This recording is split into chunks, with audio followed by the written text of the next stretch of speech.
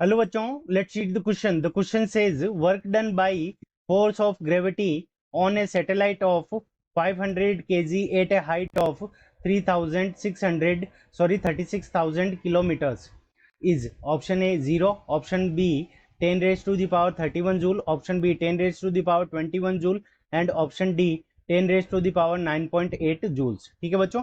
सो इस क्वेश्चन के अंदर हमें क्या दे रखा है कि एक कोई सैटेलाइट है वो अर्थ के चारों तरफ क्या करेगी. तो ये सपोज करो हमारी अर्थ है, तो इसके चारों तरफ ये क्या करेगी, रिवॉल्व करेगी.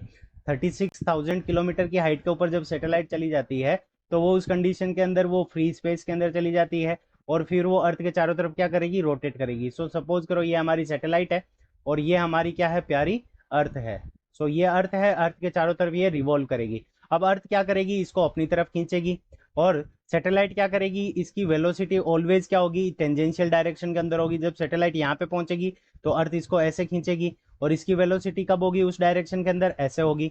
तो वेलोसिटी जिस डायरेक्शन के अंदर होगी उसी डायरेक्शन के अंदर हमारा डिस्प्लेसमेंट एस होगा. सो हमें निकालना है कि अर्थ का जो ग्रेविटेशनल फोर्स है इसके ऊपर कितना वर्क डन कर रहा है.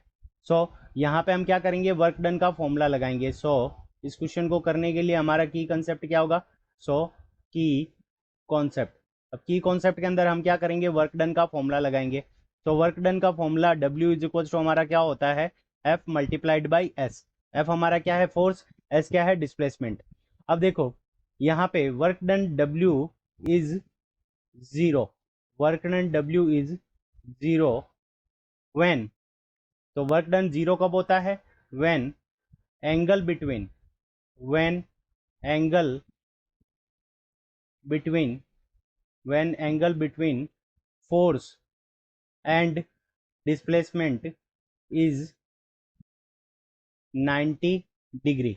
अगर फोर्स और डिस्प्लेसमेंट के बीच का एंगल अगर हमारा 90 डिग्री हो तो उस कंडीशन के अंदर जो वर्क डन होता है वो हमारा क्या होता है, जीरो होता है. तो ग्रेविटी क्या करेगी, इसको अपनी तरफ खींचेगी अर्थ. तो ये होगी फोर्स की डायरेक्शन, ये हो गई डिस्प्लेसमेंट की डायरेक्शन. दोनों के बीच में एंगल कितना है, 90 डिग्री.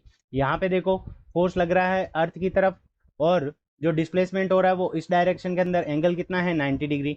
यहाँ पे पहुंची अगर सैटेलाइट तो फोर्स लगेगा इस तरफ और डिस्प्लेसमेंट हो रहा है हमारा इस तरफ. तो दोनों के बीच में जो एंगल होगा वो हमारा कितना होगा, 90 डिग्री. तो वर्क डन हमारा अर्थ का इस सैटेलाइट के ऊपर कितना होगा, 0. तो ऑप्शन ए हमारा 0 गिवन है. तो option A is the correct answer of this question. I hope you understood it well. Best of luck. Thank you.